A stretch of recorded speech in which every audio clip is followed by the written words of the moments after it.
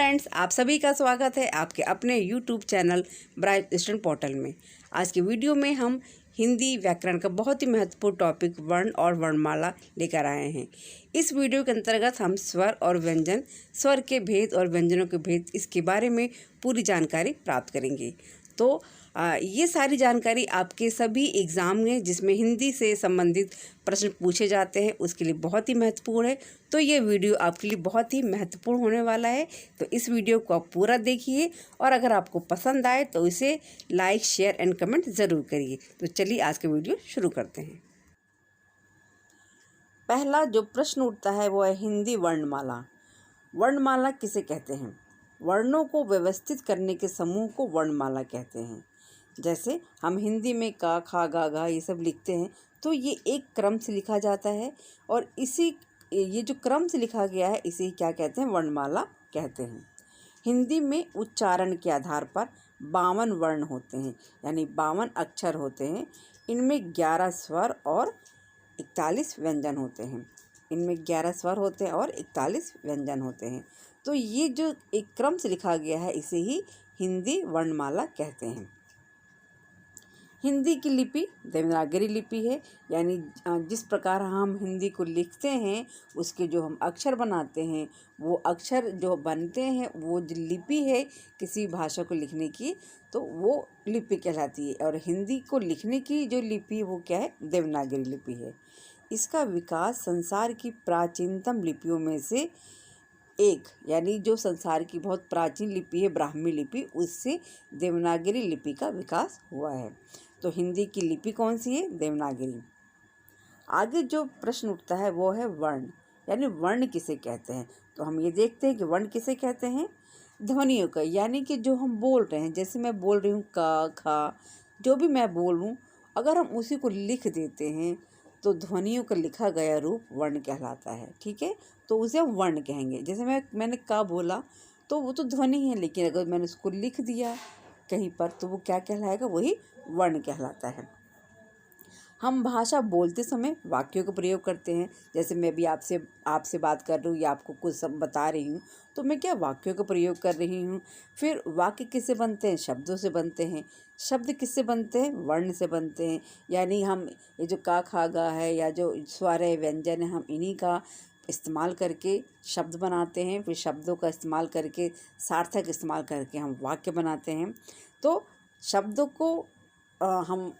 को हम वर्ण से बनाते हैं, यानी हमने पहले वाक्यों को शब्दों में तोड़ा, शब्दों को वर्णों में तोड़ा और अब वर्ण आगे नहीं तोड़े जा सकते। यानी जो किसी भी भाषा की सबसे छोटी इकाई है वो क्या है? वर्ण।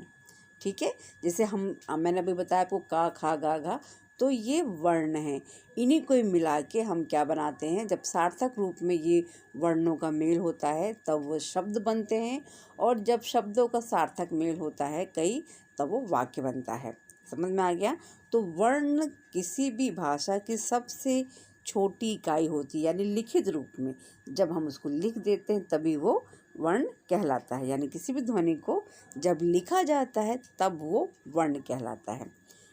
ठीक है, अब आगे है वर्णमाला।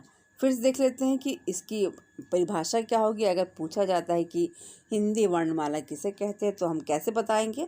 हम कह सकते हैं कि वर्णों के व्यवस्थित समूह को वर्णमाला कहते हैं। ठीक है, ऐसा नहीं कि हमने उल्टा लिख दिया, का, खा, गाने लिख के हमने पीछे से स्टार्ट कर दिए, बीच से स्टार्ट कर दिए। नहीं, जब एक सिस्टमेटिक तरीके से लिखा जाएगा तभी उसे हम वर्णमाला कहते हैं। जैसे इंग्लिश में क्या होता है, हम ABCD लिखते हैं तो उसका भी एक सीक्वेंस है। ऐसा नहीं कि पहले B आ गया बाद में A आ गया, ऐसा नहीं होता है।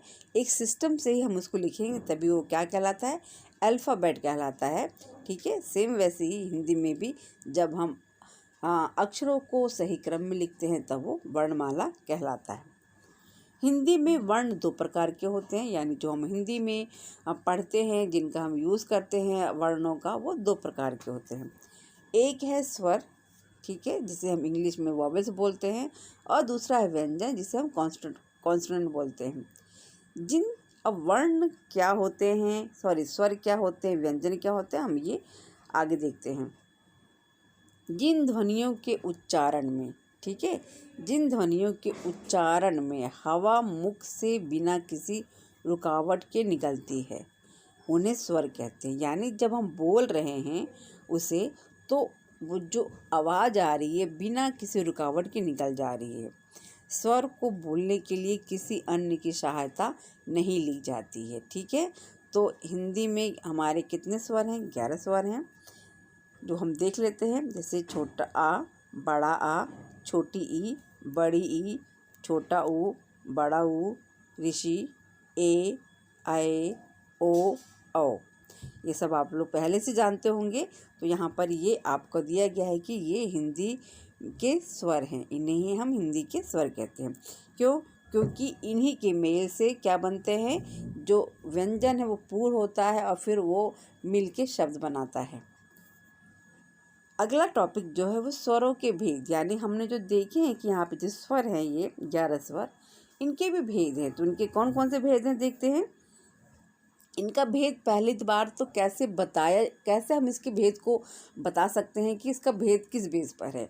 तो जब हम स्वरों का उच्चारण करते हैं तो उसमें जो समय लगता है उच्चारण करने में, उसी के आधार पर स्वरों का भेद किया गया है। ठीक है। तो स्वरों के भेद किए गए हैं। इसमें पहला क्या है? ह्रस्व स्वर। दूसरा क्या है? दीर्घ स्वर। ठीक है। फिर क्या? प्लू स्वर। अब इन तीनों में डिफरेंस है, थोड़ा थोड़ा वो देख लेते हैं। जिन स्वर के उच्चारण में बहुत कम समय लगता है, यानी हम जल्दी से बोल देते हैं और हमें बहुत कम टाइम लगता है, उन्हें हम क्या कहेंगे? ह्रस्व स्वर कहेंगे। जैसे कि आ। ठीक है। आ है छोटा वाला, छोटी ई, छोटा ऊ और ऋषि। यानी ये जितने भी आपके ये 4 स्वर हैं, इन्हें क्या कहेंगे हम? ह्रस्व स्वर, क्योंकि इसमें बहुत कम समय लगता है। हमने जल्दी से बोल दी आ, ई, ऊ, ऋषि। ठीक है। तो हमें ज़्यादा टाइम इसमें नहीं लगा बोलने में। आगे देख लेते हैं दीर्घ स्वर। अभी हमने पढ़ा कि जिसमें कम समय लग रहा है वो ह्रस्व स्वर है। दीर्घ यानी दीर्घ मतलब क्या होता है? लंबा, बड़ा। तो जिस स्वर के उच्चारण में अधिक समय लग रहा है, यानी ज़्यादा समय लग रहा है, किसके जैसे आपका ये ह्रस्व स्वर में कम समय लग रहा था, उससे ज़्यादा लग रहा है, तो वो क्या कहलाएगा? दीर्घ स्वर। अब जैसे बड़ा आ हो गया, बड़ी ई, जैसे हम बोलेंगे आ, ई, ऊ, ए, आए, ओ, औ। तो जैसे मैं बोल रही हूँ तो इसमें ज़्यादा टाइम लगा। और कैसे? जब मैंने आ बोला, ई बोला, तो उसमें टाइम कम लगा। लेकिन जब मैं आ, ई ये सब बोल लूँ, यानी ये जो इसमें जिसको बोलेंगे बड़ा आ, तो इसमें ज़्यादा टाइम लगा। ठीक है। तो इसके उच्चारण में जो समय लगा उसके आधार पर ही ये कहा जाता है। अगला जो है वो प्लू स्वर है, यानी कि इसमें सबसे ज़्यादा टाइम लगता है। जिन स्वरों को उच्चारण करने में दीर्घ स्वर से भी अधिक समय लगता है उसे हम प्लू स्वर कहते हैं। इसमें ज़्यादातर क्या आता है? ओम। जैसे हम बोलते हैं ओम, तो इसके उच्चारण में हमको ज़्यादा टाइम लगा, इसलिए ये किस में आ जाएंगे? प्लू स्वर में। अब हम देखते हैं हिंदी भाषा के व्यंजन। ठीक है। कि हिंदी अभी हमने देखा स्वर कितने हैं, तो स्वर कितने हैं? 11 हैं। वो भी अभी आप लोगों ने देखा कि स्वरों के भेद कौन कौन से हैं। जो आगे है वो क्या है? हिंदी भाषा के व्यंजन, यानी हिंदी भाषा में कितने व्यंजन हैं। तो आप लोग इससे भली भांति परिचित होंगे, लेकिन हम यहाँ पे एक बार इसको जल्दी से देख लेते हैं कि कौन कौन से व्यंजन इसमें आते हैं। तो का, ख, ग, घ, अंगा, चा, छा, जा, झा, इया, टा, ठा, डा, ढा, ड़ा, ता, था, दा, धा, ना, पा, फा, बा, भा, मा, या, रा, ला, वा, श, श, हा। ठीक है। तो ये आपके व्यंजन हैं। अभी इसमें कुछ और भी व्यंजन हैं जिन्हें हम अलग से एक अलग कैटेगरी में लेके आए हैं। उसमें क्या आएंगे? संयुक्त व्यंजन। तो संयुक्त व्यंजन में आपके आते हैं छक, छा क्षत्रिय, त्रंग, ज्ञा, जैसे ज्ञानी, और शा से श्रम। ये 4 व्यंजन हैं जिन्हें हम संयुक्त कहते हैं। संयुक्त मतलब होता है कि 2 चीज़ों से बना हुआ, यानी मिल के बना हुआ, 2 वर्णों से मिल के बना है। तो देख लेते हैं हम यहाँ पर क्या, देखिए छा से क्षत्रिय किससे बना है? इसमें आधा का और ये षटकोण वाला सा। ठीक है। आधा का और ये षटकोण वाला सा, इससे मिलके क्या बनता है, छा से क्षत्रिय। तो छा बोलने में तो एक एक लगता है, छा क्षत्रिय, लेकिन ये बना किससे है, दो वर्णों से, का और षाटे षटकोण वाला सा से, ठीक है। फिर अगला है त्रा। जैसे हम बोल रहे हैं त्र, तो उसमें आवाज़ आ रही है, ता की भी आ रही है, रा की आवाज़ भी आ रही है। तो इसमें भी क्या है, दो वर्णों का मेल है, ता और रा, तो इससे बन गया त्रा।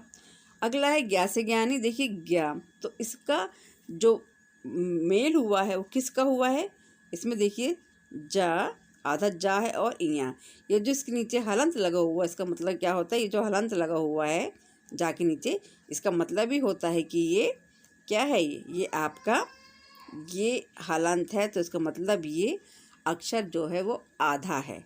तो आधा जा और प्लस इया, यानी दोनों को मिलाने से क्या बनता है आपका, ज्ञा से ज्ञानी। फिर अगला है जो वर्ण वो है श्रा, जिससे हम बोलते हैं श्रम, श्रमिक, इससे बनता है। तो इसमें भी क्या है, श्रा, जैसे बोलने से लग रहा है शा और रा दोनों का इसमें प्रोनाउंसिएशन में सुनाई दे रहा है कि इसमें शा भी आ जाएगा, रा भी आ जाएगा। तो यानी कि इसका जो मेल हुआ है वो किससे हुआ है, शा, शलगम वाला शा और राम, तो इन दोनों के मेल से क्या बन गया, श्राप। तो हमारे हिंदी वर्णमाला में जो व्यंजन है उनमें छा क्षत्रिय, त्रा से त्रिशूल, ज्ञा से ज्ञानी और शरा श्रम, ये 4 संयुक्त व्यंजन में आते हैं। तो संयुक्त व्यंजन किस किस से बने हैं ये आपके सामने यहाँ पर है। आगे है व्यंजनों के प्रकार, ठीक है। जो हमने व्यंजन अभी देखे हैं इसमें इसके भी कुछ प्रकार हैं, वो देख लेते हैं। पहला है स्पर्श व्यंजन, ठीक है। अभी स्पर्श व्यंजन क्या है इसको हम देख लेते हैं। तो स्पर्श व्यंजन क्या है, इस प्रकार के व्यंजनों का उच्चारण, लेकिन यानी कि जब हम व्यंजन को बोल रहे हैं, उच्चारण मतलब उसको हम प्रोनाउंस कर रहे हैं, मुंह से आवाज़ निकाल रहे हैं उसकी, तो उसमें तालु, ठीक है, कंठ, मूधा, दंत और होंठ की मदद से किया जाता है। अब किस व्यंजन को किसकी सहायता से बोला जा रहा है ये हम आगे देखते हैं। देखिए कंठ, कंठ यानी गला। जब हम इन व्यंजनों को बोलते हैं तो हमारे गले से आवाज़ आती है। जैसे अभी हम बोल के देखते हैं, क, ख, ग, घ, अंग। तो यहाँ पर हमारे आवाज़ कहाँ से आ रही है, गले से आ रही है। मेरे साथ साथ आप लोग भी बोलिए, तब आपको अच्छी समझ में आएगा कि हाँ आवाज़ कैसे आ रही है, कहाँ से आ रही है, ठीक है। क, ख, ग, घ, अंग। यहाँ पे हम हमारा मुंह के किसी पार्ट को हम ज़्यादा मूवमेंट नहीं कर रहे हैं, सिर्फ हमारे गले से ही आवाज़ आ रही है जिससे इसका उच्चारण हो रहा है। तो यानी कंठ से उच्चारण इसका हो रहा है, इस कैटेगरी का, ये जो काखा गा वाली कैटेगरी है इसका उच्चारण कंठ से हो रहा है। दूसरा जो है वो तालु, तालु यानी हमारे जो मुंह के ऊपर वाला पार्ट होता है उसे हम तालु कहते हैं। तो उसमें तालु की सहायता से किसका उच्चारण होता है, देखते हैं, च, छ, ज, झ, इया। अब ध्यान से आप देखिए, आप जब इसका प्रोनाउंसिएशन कर रहे हैं तब आपकी जो वो जीभ है वो कहाँ पर जा रही है। फिर से करते हैं, च, छ, ज, झ, इया। तो आपने ध्यान दिया कि आपकी जो जीभ है वो ऊपर तालु पे टच करती है, तो उसका मतलब इन वर्णों का जो उच्चारण है वो तालु की सहायता से कर रही है, ठीक है। यानी जो हमारी जीभ तालु से लगती है तब इन वर्णों का उच्चारण होता है। तो ये कैसे हो जाएंगे, तालु से इनका उच्चारण हो रहा है। अगला है मूधा, यानी हमारी जो जीभ है वो थोड़ी सी फोल्ड हो जाती है, फोल्ड होकर ऊपर टच करती है। ध्यान दीजिए कैसे, ट, ठ, ड, ढ, ण। तो आप मेरे साथ बोलिए, ट, ठ, ड, ढ, ण। तो देख रहे हैं आपकी जीभ फोल्ड हो गई है, ऊपर की तरफ फोल्ड है। तो फोल्ड होने से ही जब टच हो रही है तब इसमें से ये आवाज़ आ रही है। तो इसी तरीके से अलग अलग जो यहाँ पर व्यंजन दिए गए हैं इनका उच्चारण जहाँ से हो रहा है उसी कैटेगरी में इसको कर दिया गया है, ठीक है। अगला है दंत, यानी जब हमारी जीभ दांतों से टच होगी तो इसका उच्चारण होगा। करके देखते हैं हम, त, थ, द, ध, न। अब आप भी मेरे साथ रिपीट करिए और देखिए, ध्यान अब सोचिए कि आपकी जीभ कहाँ पर टच हो रही है। ता, था, दा, धा, ना। ध्यान दिया आप लोगों ने कि आपकी जो जीभ है वो दांतों से, यानी जो आगे वाले दांत है उससे टच हो रही है।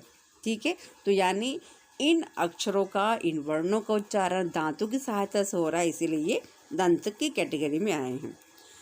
अगला है होंठ, यानी इन अक्षरों का उच्चारण होंठों की सहायता से होता है, यानी हमारे दोनों लिप्स आपस में जब मिलते हैं उससे उच्चारण होता है इन अक्षरों का। तो हम पढ़ के देख लेते हैं, आप भी मेरे साथ कोशिश करिए।